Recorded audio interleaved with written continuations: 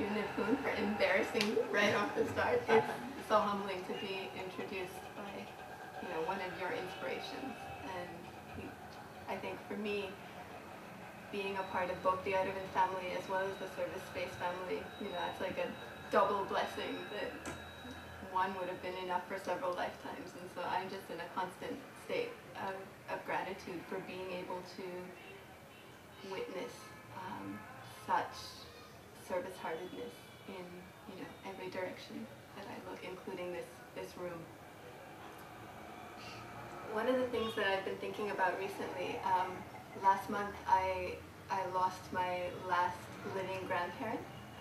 My dad's father passed away, and he was 96 or 97. He lived his entire life in a village in South India, and in the villages people are never quite sure of how old they are. And I remember once interviewing a patient at Arvind, and there was a nurse who said, "Grandmother, how old are you?" And she looked up and she said, "I must be 56. And the woman looks at her case sheet and says, "It says here you're 85. And she looks up and she says, "That could be true too." Time has a very different rhythm in the villages. And I've been reflecting on my grandparents a lot and how much I've learned from them and how much of who I am is because of who they were. And there was a quote I read recently that talked about how it's not what you, and this was about teachers and students, and the quote said, "It's not what you pour into a student, it's not what you pour in, it's what you plant." That's what makes a difference. And I think one of the most humbling things to me is those things that you plant are so small, they're so invisible that you don't even realize at the time what you're receiving. And decades later, the seeds are now starting to blossom in my life, and I constantly thinking, where did this come from? And when you start trying to, you can't always unravel it, you can't always trace it back, but for me, I just know how much of it came from these humble, elders in my life, and Dr. Venkataswamy, Dr. Govindappa Venkataswamy, he was better known as Dr. V. He was my grandmother's eldest brother, so technically my granddad, but we always called him grandfather. And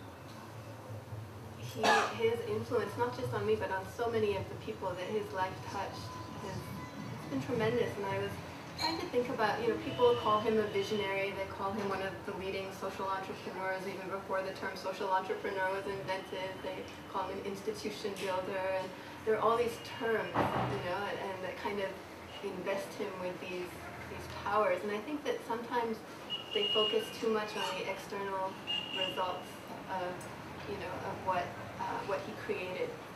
And Harvard did a case study on the organization maybe in the early 90s, and it's one of their longest running cases. Now every single MBA student who goes through Harvard, it's a mandatory case. They have to read the Arvind case. I think there's like 15,000 copies of it, or 150,000, copies of it in leading business schools around the world. And I think one of the things for me is when the case is beautiful, so are the magazine articles and the chapters on Arvind that you read in books, but the way they analyze it is very, it feels a little bit upside down to me. Because one of the premises that they start with is, one of the things at Arvind is that you don't have to pay if you can't, or if you don't want to.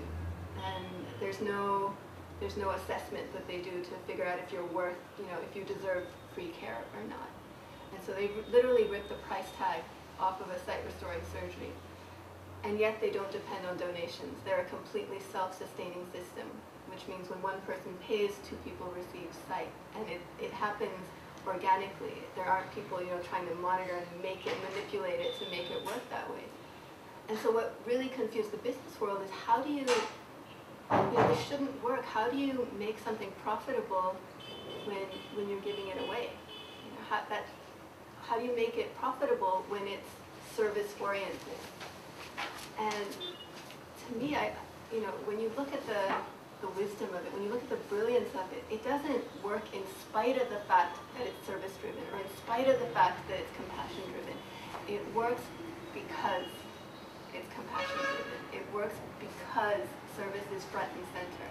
So the profitability, the efficiency, the scale, all of that is driven by, dictated by the compassion. And the business world just has a hard time starting with that premise, you know. So it's kind of like you have to flip the whole starting point, you know, upside down. And that was really sort of what that was the journey I wanted to take with whether it was the film or the book, really trying to understand what are the dynamics of compassion, you know, what are the dynamics of generosity?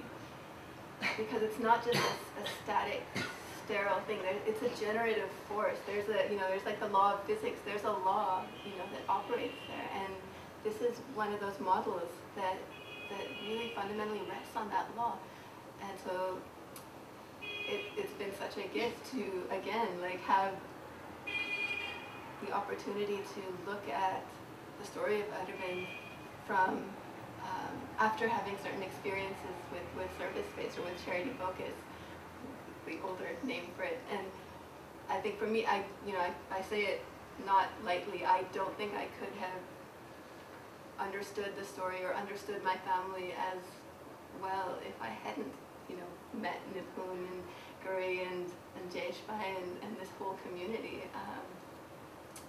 Because this is definitely a place and an ecosystem that understands the law of giving and the laws of compassion.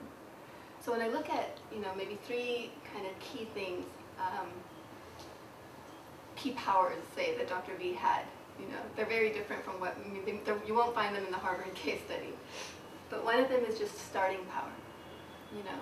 And when you look at Dr. V's starting point, Arvind's starting point, he was 58 when he started that 11-bed clinic. 58. He was retired. He'd already put in a career as a government surgeon. So this was his retirement project. He was crippled at the age of 30, rheumatoid arthritis, all his fingers twisted and frozen out of shape, bedridden for 2 years, couldn't move. You'd touch the bed and he would shriek in pain. And it was the kind of pain that wasn't curable. He did eventually manage to walk and, you know, hold a spoon and hold surgical instruments, but the pain never completely left him. So there was a deep understanding of suffering. And he'd seen people in his village, women dying in childbirth. At the age of 5, he lost, you know, 3 cousins, one after the other. And so he'd seen that kind of suffering, and it wasn't wasted on him. You know, there was a sense of, what can I do? You know, what can I do to be a solution? What can I do to help a process of healing start? So he was on a track to become an obstetrician when this rheumatoid arthritis struck, and he was told that dream was shattered. Someone suggested that he go into ophthalmology. He trained those fingers to learn how to cut and operate the eye. And excruciating, you know, to think of how many hours and how much struggle he went through in those years. He went on to personally do over 100,000 surgeries. And, you know, and there's 12 million blind people in our country, and over 60% of that is entirely curable. So people who are not able to see their children, their grandchildren, not able to, you know, they lose their livelihood, they lose their sense of place in their communities, and it's entirely curable, right? And so this sort of drove him to work around the clock, literally.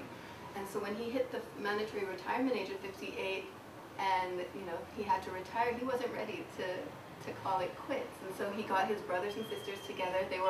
He put them all through medical school and married them to ophthalmologists as well. Convenient arranged marriages. And they started with 11 beds and a mission to end needless blindness, to end curable blindness. And they didn't say we'll do it in Tamil Nadu or we'll do it in, you know, our state or our city or our country even. They were taking on, you know, blindness across the world with 11 beds. When they started, there were 45 million blind people in the world. So it wasn't impossible. You know, now when a business, you know, when someone has an idea for a business or for, you know, a company, you do a feasibility study. You know, you find out how successful, what is the chance of success here? What is the risk? This wouldn't have passed any feasibility study. They had They had a mortgage on the house. They had no, kind of safety net. There's no business plan. They just kind of jumped and trusted that the net would appear. Completely. And then I think what I've understood is that there's a certain power to that. To not waiting for, everything to fall into perfect place. For not waiting until the risk is minimized. For not waiting until you have, the $1 million budget.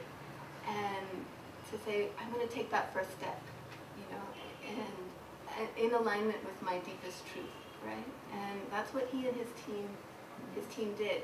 He believed in serving the community. His brothers and sisters believed in following him. They loved him, he loved the community, and therefore they were willing to work for the community. And it was a kind of a gradual process of that starting step that really taught them a lot, not just about the nature of the suffering that they were trying to heal, but also about sacrifice and the kind of, again, the kind of energy that goes with that. They don't use the word sacrifice, but when I look back and when I hear their stories, Dr. V's sister delivered, she had a cesarean, 2 days later she's in the operating room doing surgeries, and there's a cradle outside, and she comes out to nurse every couple of hours. These were doctors who were educated at Harvard. They could have had, high-flying careers. They're watching their classmates get into cars, and they're still, walking or taking the bus.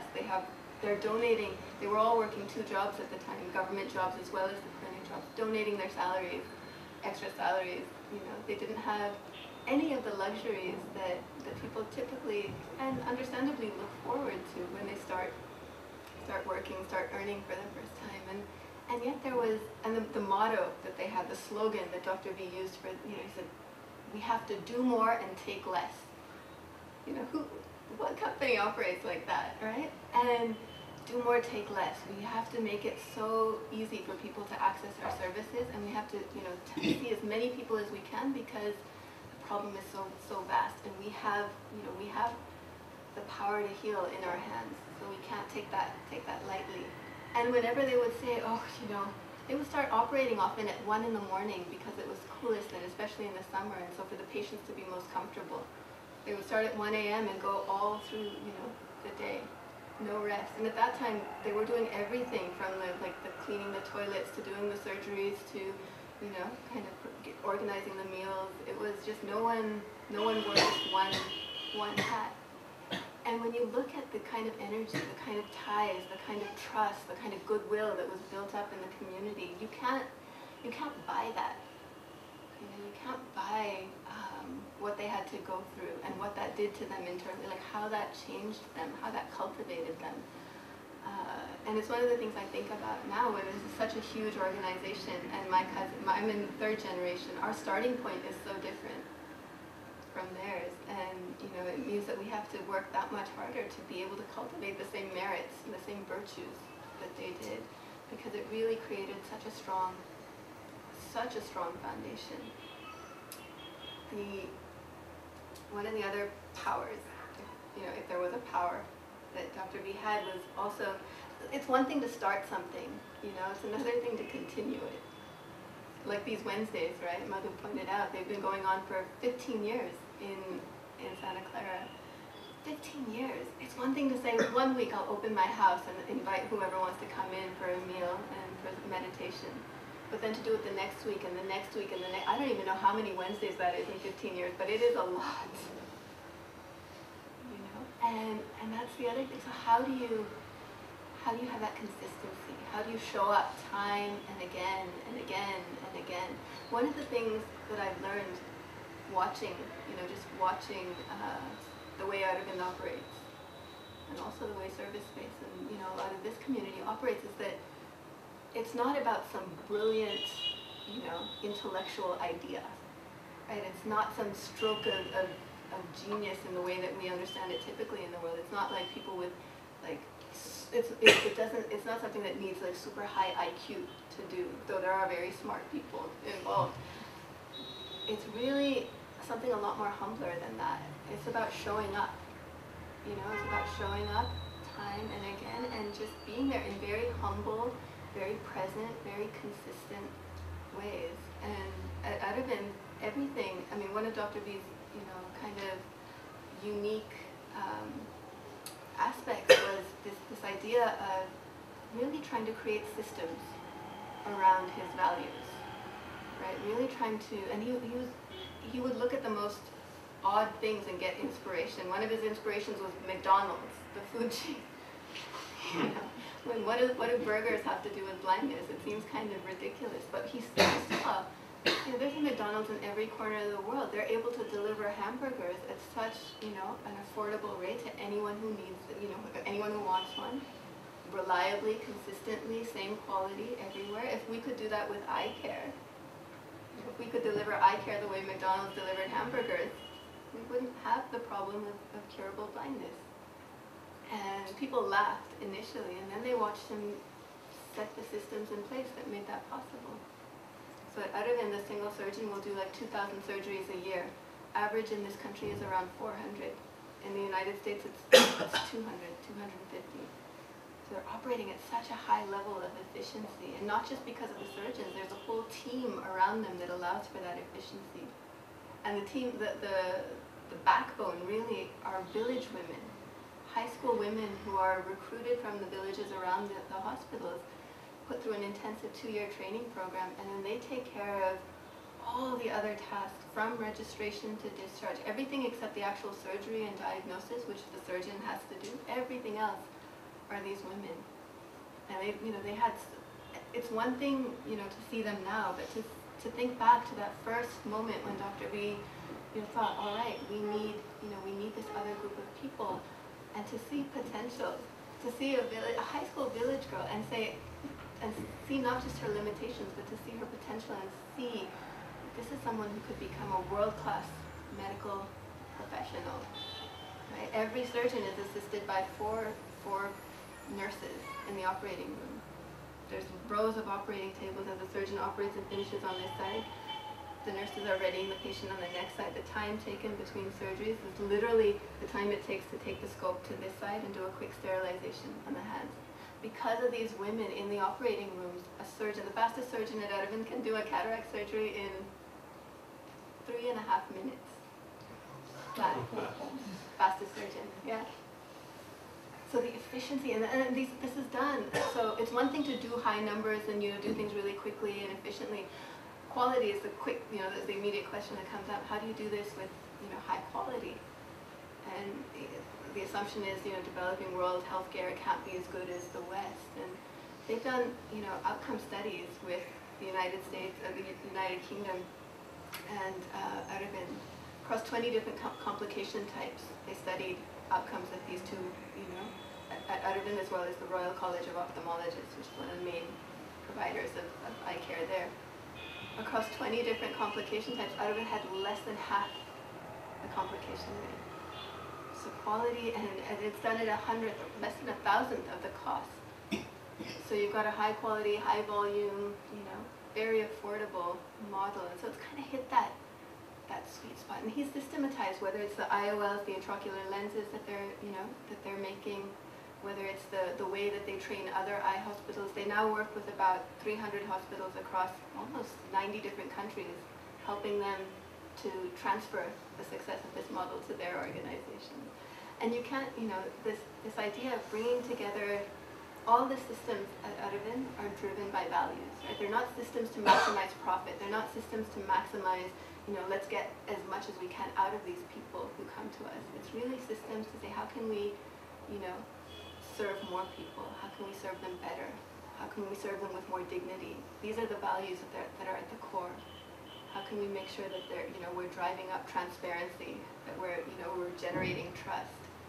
Those are the kinds of questions that they're asking. And that's another thing that's really beautiful to see within this model is the kind of questions, that come up. I stumbled into, in the process of writing the book, 100 of Dr. B's journals, handwritten journals, in a doctor's handwriting. So not very easy to read. But they started in the 1960s and went all the way to the year that he passed away, 2006. And there, it was like kind of looking at a mind map of this man.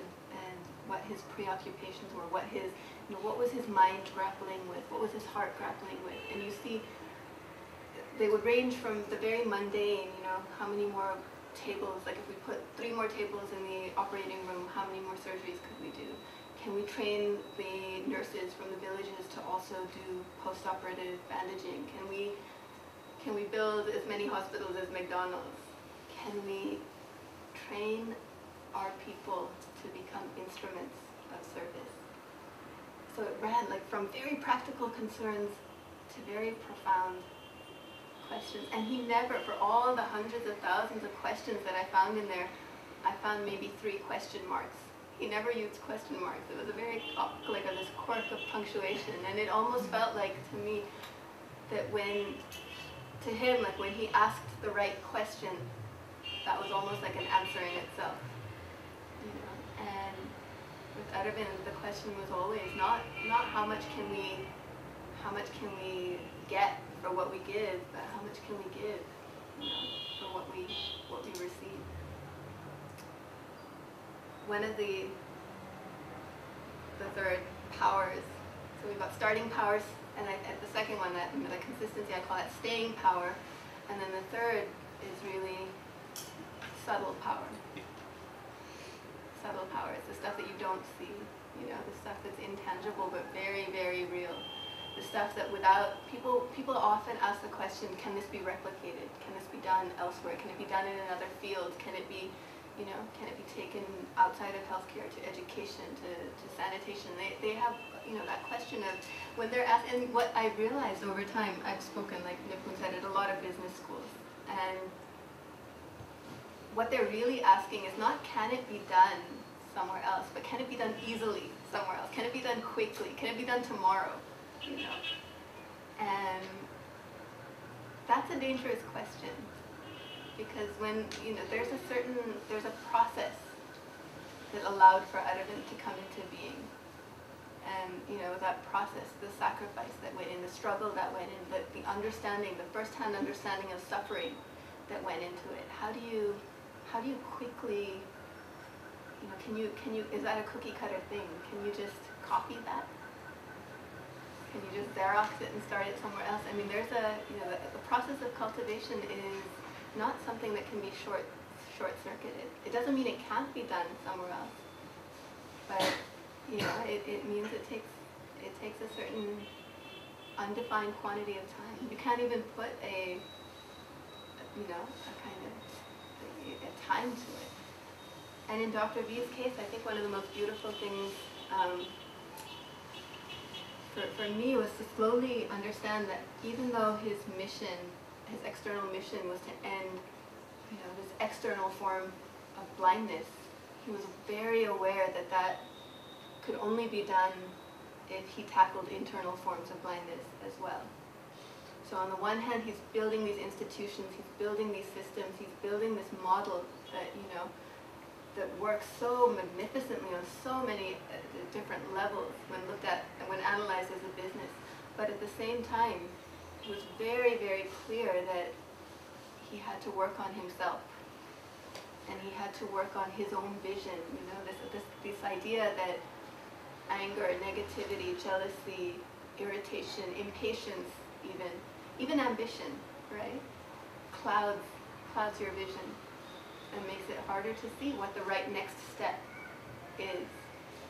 When you look at, one of the things that I noticed time and again when looking through the journals was how in the 70s and 80s he would be very clearly talking about things that would come into fruition 20, 30 years down the line.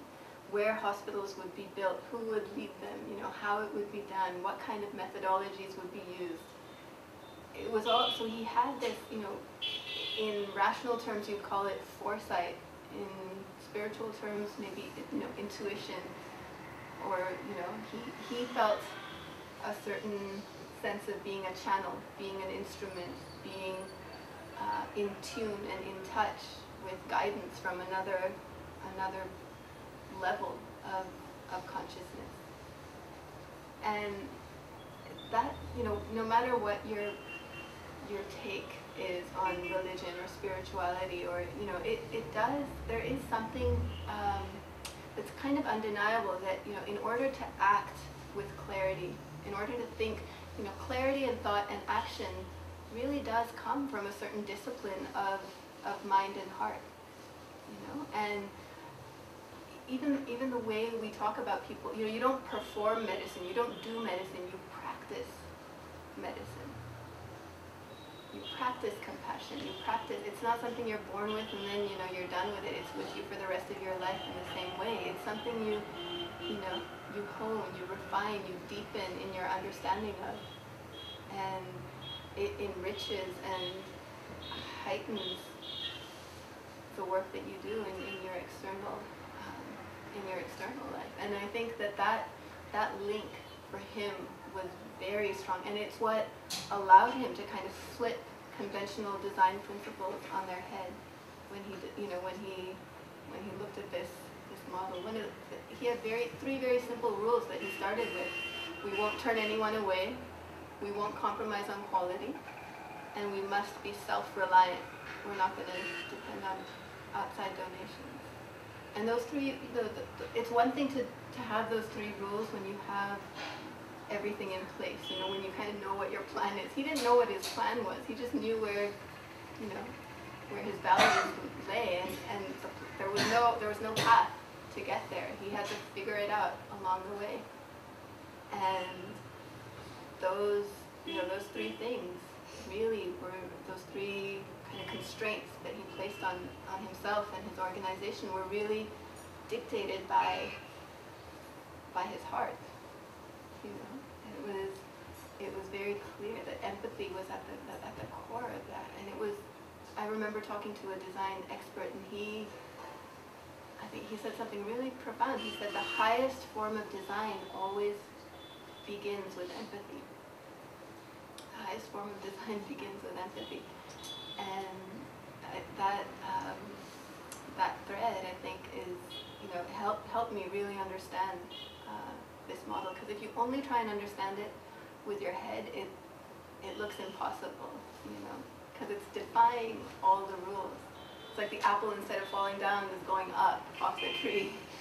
Gravity doesn't work like that. Business is not supposed to work like this, but it, you know, it does. And so it's just, it returns us, I think, for me at least, the story coming to try and understand it really returned me to, you know, this place of humility. And what a beautiful world, you know, to live in a world that has these experiments of generosity, these experiments of love.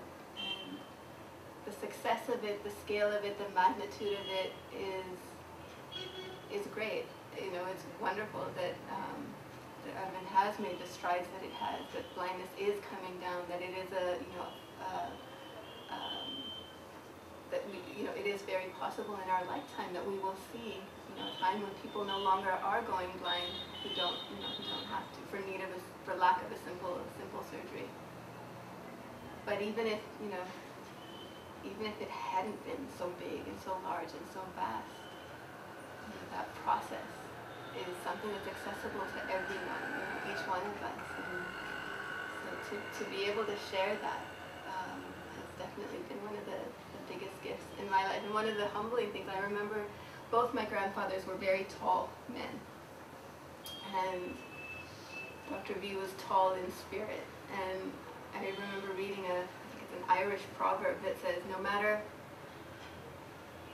how tall your grandfathers were, you have to do your own growing. And I think that often, I definitely have been surrounded by magnificent examples of tall spirits in my life, and constantly try and practice in their footsteps in some sense. It's always I didn't know I was going to be speaking today, so this is sort of like a free flow. But it's always an honor to share something of the gifts that I've received through stories. So thank you all for the opportunity.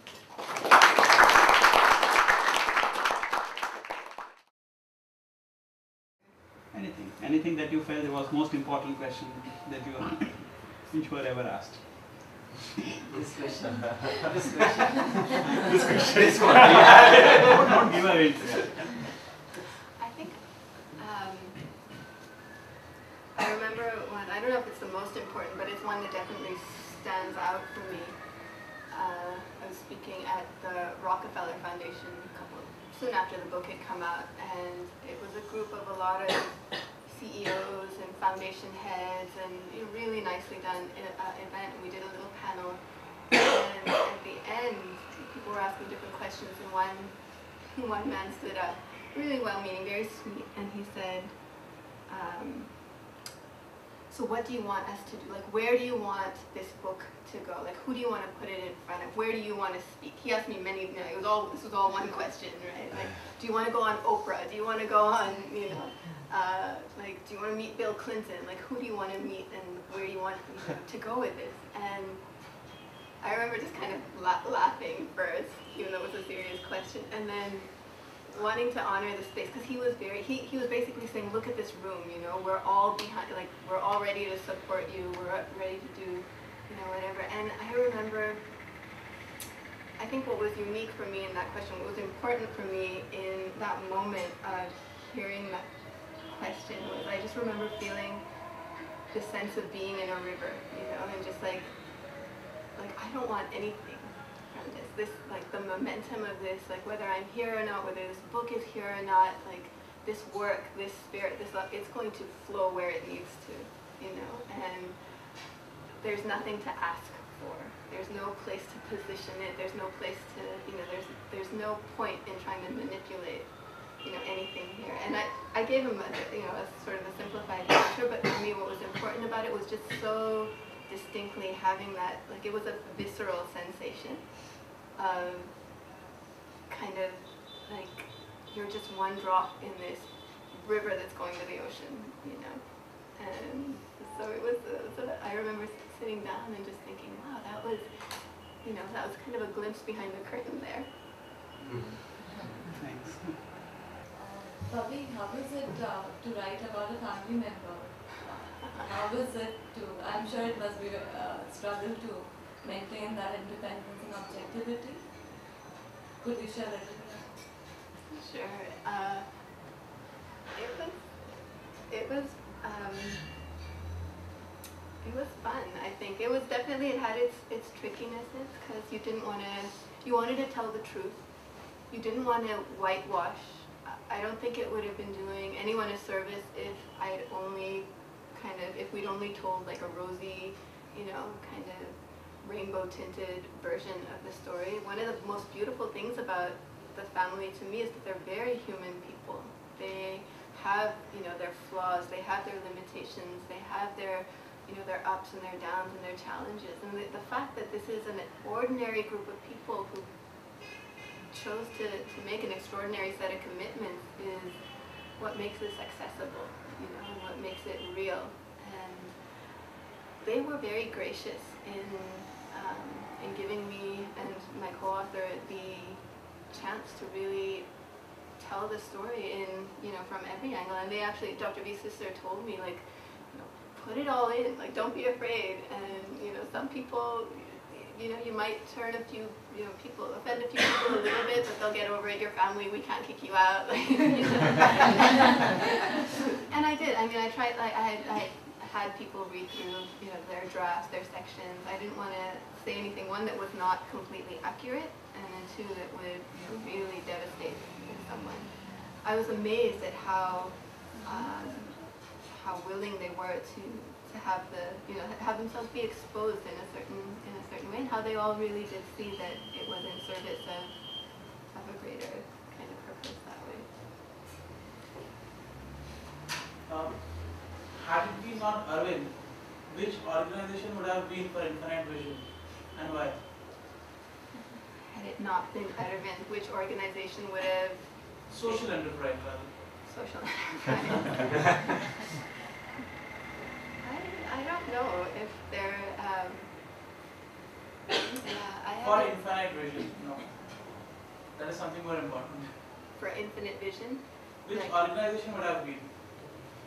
Which organization has Infinite Vision? Yeah. Had it been not Arvind then. I think there's like,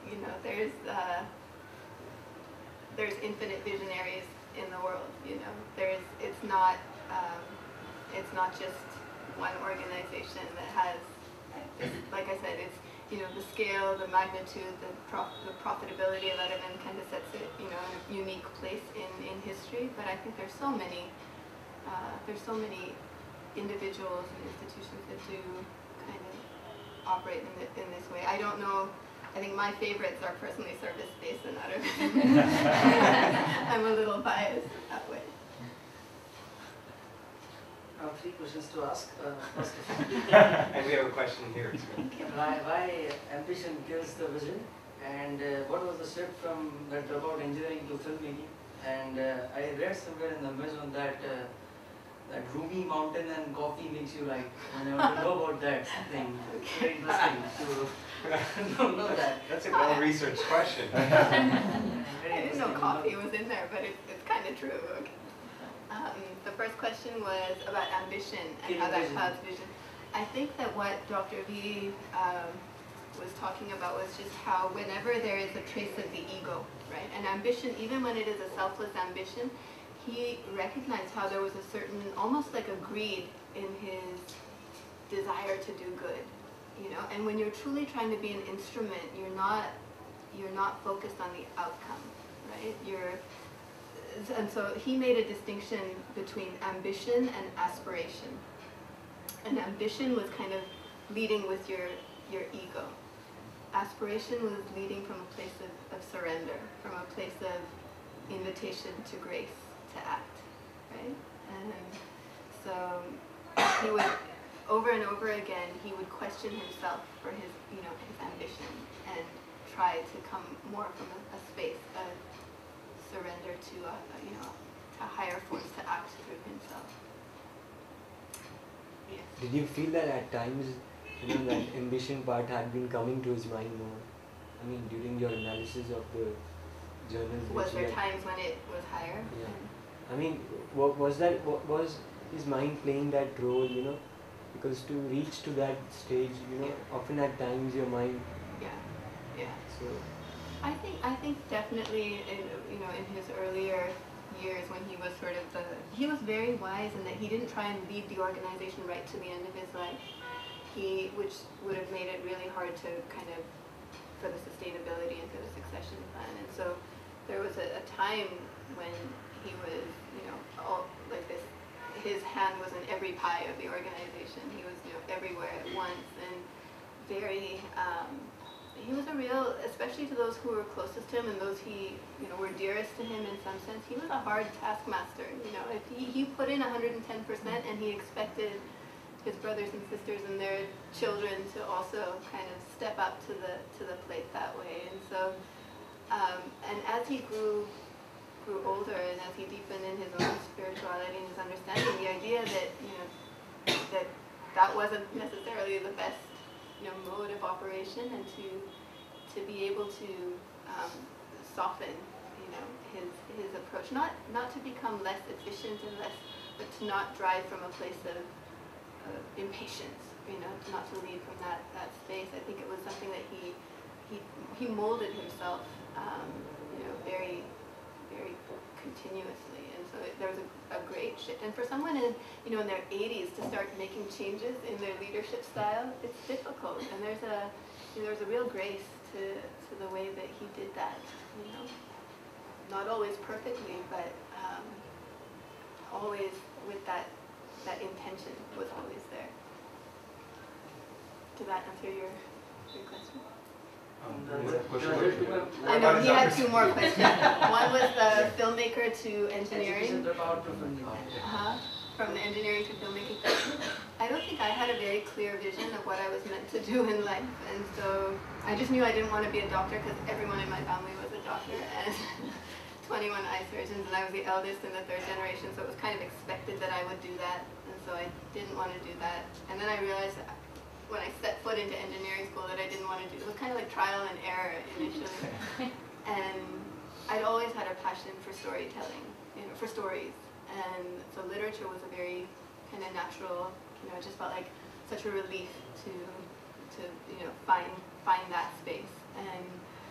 trouble with it was, so I did my undergrad in literature, I studied English literature, and I'd be fine when I was at college, and then I'd go home, I'd be reading my Shakespeare, and my family would be delivering Psych to the World, and so it was just sort of like, how am I going to make stories, count, and like, how am I going to make a difference?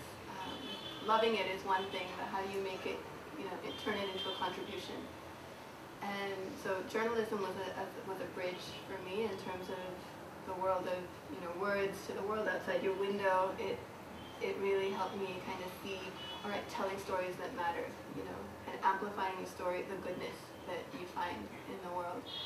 And I did, after doing a degree in literature, I did a course in broadcast journalism with the BBC, in Chennai. They had a school there, and that was really magnificent kind of, and it was Dr. V actually who cut out the advertisement for this from the newspaper. Imagine, like, he was in his 80s at the time, he sat there, found the advertisement, cut it out, brought it to me and said, like, I think you should apply.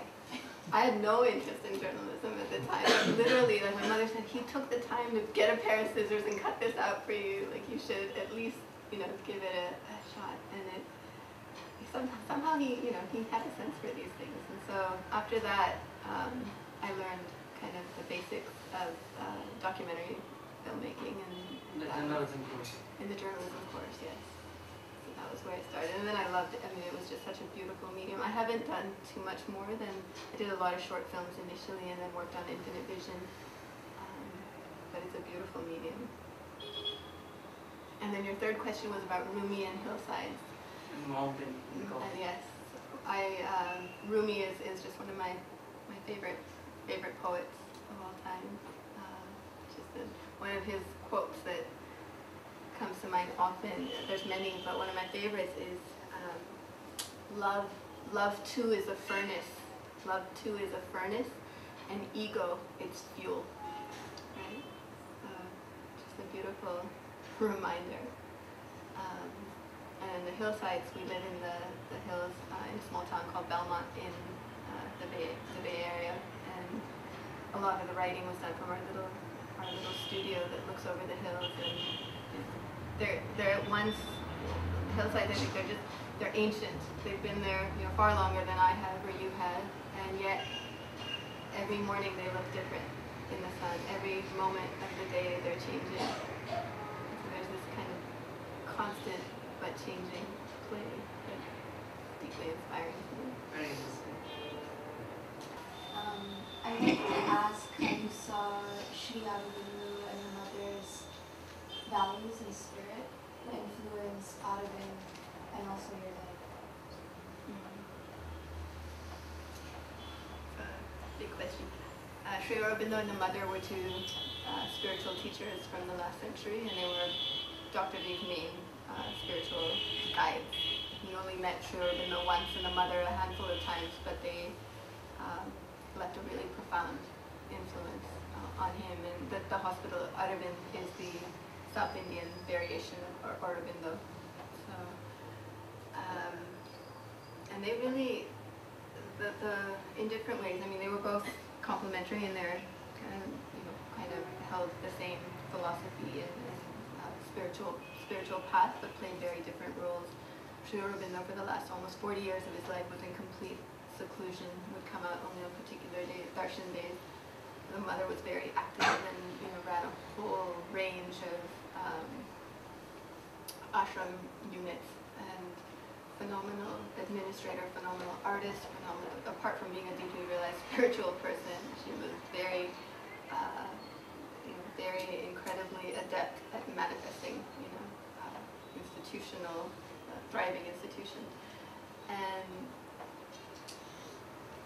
in their teaching, I think there's this kind of this philosophy that every aspect of human life, whether it's medicine, whether it's education, every field, right, body, mind, every dimension of this plane of existence can realize its perfect form, can realize a kind of perfection, and an almost divine, can attain a divine state. so there was this principle of evolution, right, that was bred into their kind of their yoga, that's what they called it, and that Dr. V really pumped into the DNA of the organization. This idea that whether it's someone mopping the floor, whether it's someone doing a surgery, whether it's someone, registering a patient at the front, how do you turn that task and how do you lift it up with love? How do you elevate it, to being an expression of divinity? And that's a beautiful, beautiful thing to have coursing through an organization at different levels. It brings in a certain mindfulness, a certain discipline that you definitely see today. The mother was one of her quotes was, "Beauty is the footstep of the divine," or the beauty is the footsteps of the divine. And so that element of, and simplicity is also, kind of the highest. Simplicity is almost like, what did she call it?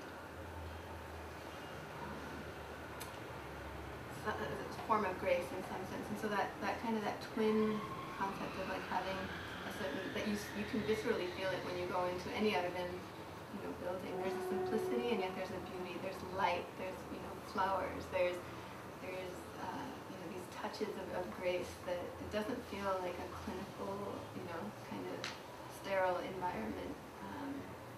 So there was that, and there was this idea of, again, more broadly speaking, this idea of surrender that Dr. V, that also came from their teachings, to renounce all lower, negative, unwholesome parts of yourself, to surrender those up, and then surrender your every moment, your every action, your every thought to a higher force to let it act through you in this world.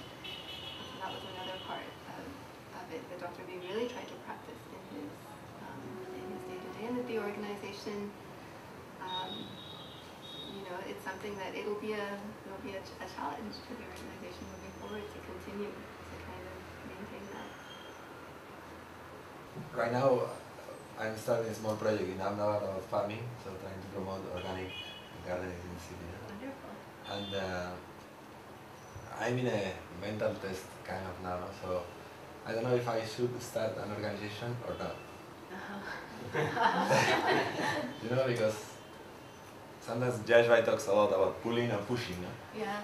So sometimes an organization could be a way of pushing things to happen, or so it's big doubt I have nowadays, and of course your family has an amazing experience in this. I don't know if you can share something with me, some wisdom. Oh my goodness. I'll tell you what Dr. V used to do when he had questions that would, come up, and there were so many, do we start to manufacture intraocular lenses or not? Do we go out into the villages and operate on patients or not? Do we, there were so many, how do we charge? How do we, how much, how do we price this? What kind of model do we have? There were so many, what salaries do we give our doctors? Like, at every step there were just so many questions and no clear answers. And I think he really came to deeply respect the power of a still mind, and whenever there were particularly challenging questions that would be brought to him, he would say, "I need a few days," and then he would say, "I need to talk to Sri Aurobindo and the mother," or "I need to, kind of just sit for a bit." And I think in his diaries too, he would talk about how these questions created a certain agitation at the mind level, and that the answers weren't going to come from the mind level, and they needed to come from something, from a different plane in some sense. And so really starting by just stilling that was his way. And I personally, I think, in small ways trying to practice that, I think you do see how,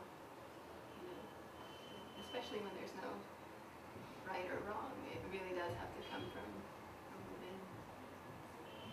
I wish you the best with your question.